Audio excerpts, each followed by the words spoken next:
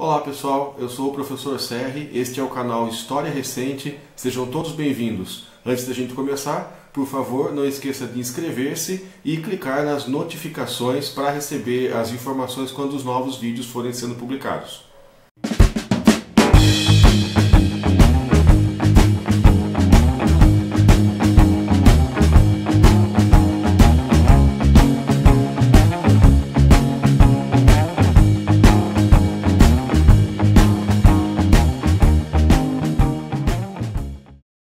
A primeira coisa que a gente tem que considerar nesse debate é que não dá para tratar a União Soviética e os outros países comunistas que tenham aderido ao comunismo nem como modelos a seguir, nem como perigos a combater. Nós não estamos fazendo um vídeo que tenha uma perspectiva que seja nem comunista, nem anticomunista. A nossa dimensão aqui é analisar o fenômeno do anticomunismo na história recente. Nós podemos dizer que o anticomunismo ele surge junto com o próprio comunismo. Então, se nós tomamos um documento histórico do começo do século XIX, que é o Manifesto Comunista do Marx e do Engels, nós vamos ver que a primeira frase é: um espectro ronda a Europa, o espectro do comunismo. Então, já no seu surgimento, para alguns, ele é apontado como projeto político e para outros como ameaça. Se nós damos um pulo aí para o começo do século XX, quando já aconteceu a Revolução de 1917 na Rússia, nós temos os exércitos brancos, o exército branco que está fazendo campanha contra a recém-criada União Soviética. E não só a campanha também, está fazendo um combate para tentar derrubar o poder soviético. A gente tem aí uma propaganda que se espalha contrária ao comunismo. Já na Segunda Guerra Mundial, nós temos soviéticos, franceses, ingleses, norte-americanos atuando todos juntos contra o fascismo, contra o eixo Japão, Itália, Alemanha e os seus aliados. Então é um momento aí em que a discussão e a propaganda anticomunista um pouco fica suspensa diante desse objetivo maior. A gente tem ajuda militar, ajuda econômica, ajuda material mesmo, dos Estados Unidos para a União Soviética. Logo no finalzinho, quando fica claro que essa guerra vai ser vencida pelos aliados, já começa a haver um distanciamento, uma formação de fronteiras e de limites entre o campo do poder soviético e o campo de poder dos aliados, sendo que o primeiro palco para isso é a própria Alemanha, que está sendo ocupada e vai acabar sendo dividida. Passada a Segunda Guerra Mundial, final dos anos 40 vai trazer um novo susto para o poder ocidental, para os Estados Unidos principalmente e seus liderados, que vai ser a Revolução Chinesa, em 1949.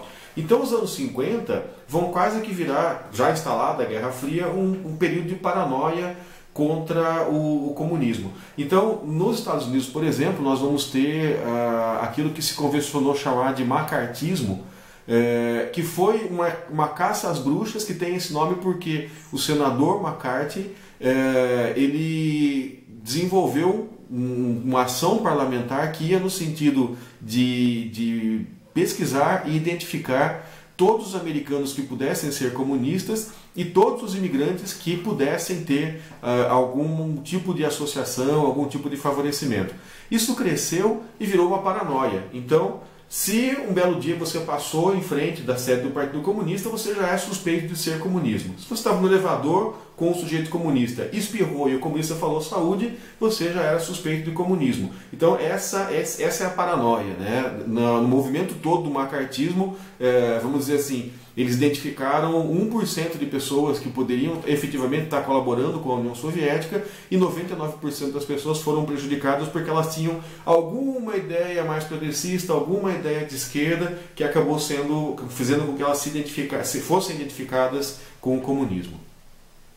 Aqui no Brasil, o anticomunismo, eu posso identificar que tem principalmente a mão da Igreja Católica. Quer dizer, ao longo dos anos 20, 30, 40, 50, o principal agente anticomunista é a própria Igreja. Embora você tenha políticos, partidos, grupos sociais que são contrários ao comunismo e fazem uma propaganda anticomunista, a Igreja é que acaba fazendo, vamos dizer assim, mais fortemente a cabeça das pessoas contra qualquer ideal de esquerda.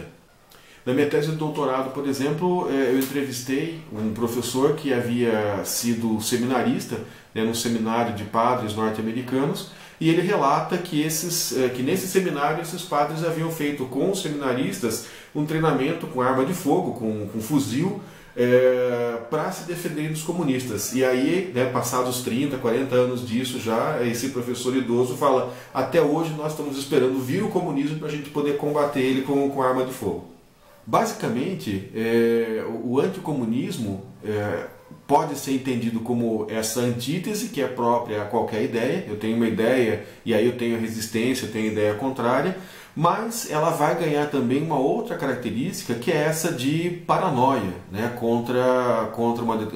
Na verdade, não é uma paranoia contra uma determinada ideia apenas. Ela passa a ser uma paranoia que vai atingir todas as pessoas que eventualmente tenham qualquer pequena semelhança com a ideologia, com a ideia comunista. Se a gente for parar para pensar, o comunismo, né, com essa ideia de igualdade entre as pessoas, é um tributário da própria Revolução Francesa.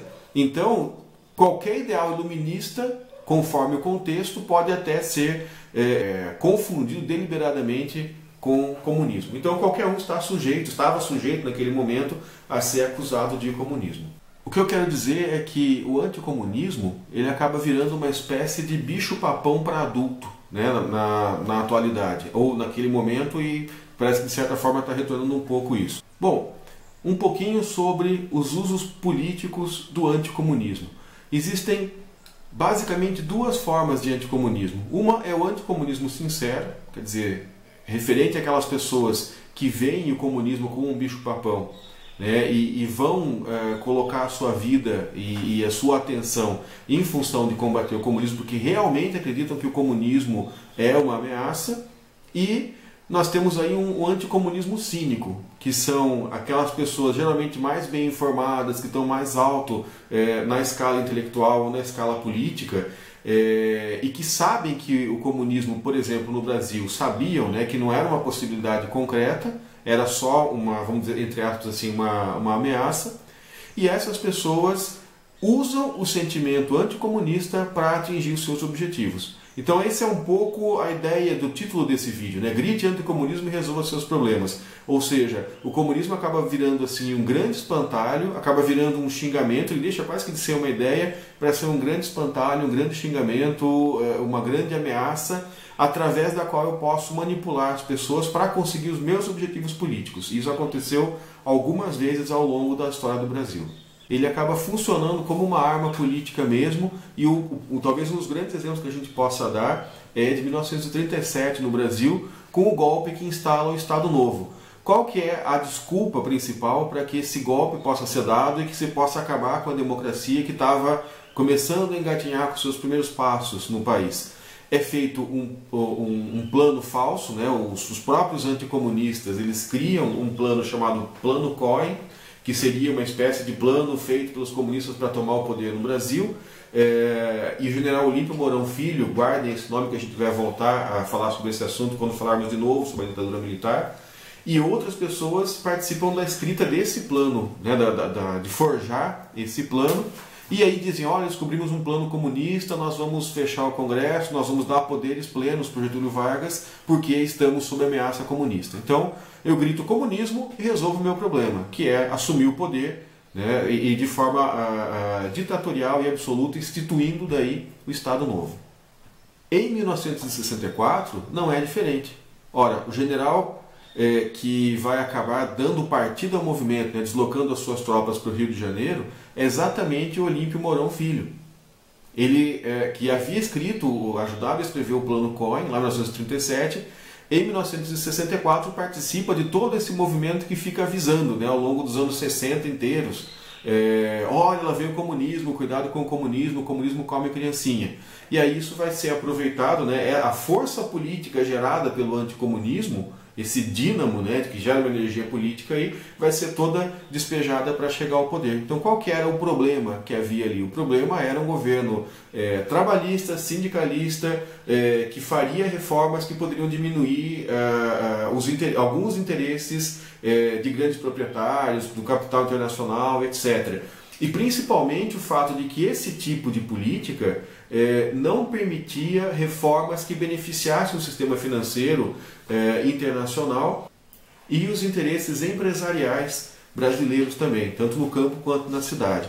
Ou seja, dado esse problema, tido pelas classes dominantes naquele momento, grita-se comunismo e resolve-se o problema limitando a democracia, fechando a democracia, acabando com eleições livres, para garantir que aquele sistema, né, que era baseado no apoio popular a determinados líderes, ficasse aí numa perspectiva de bloquear uma reforma importante para os interesses dessas mesmas classes dominantes. Num contexto em que eu já não tenho mais a Guerra Fria, em que o comunismo é apenas residual em alguns países, em que a Rússia é capitalista, em que a China, apesar de ter um partido comunista dirigindo, né, ela funciona mais como uma ditadura, como um capitalismo de Estado, do que como um país socialista ou comunista, é ainda mais ridículo a postura anticomunista.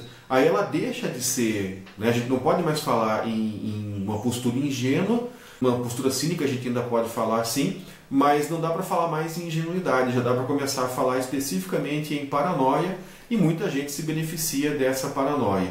Então acho que assim, terminando aqui esse vídeo, fica a homenagem, né, ao Bem-vindo Siqueira e o personagem Noia, que ele expressa muito bem, né, o que seria o anticomunismo hoje. Então se você é anticomunista ainda hoje, né, procure ajuda. Um abraço e até o próximo vídeo.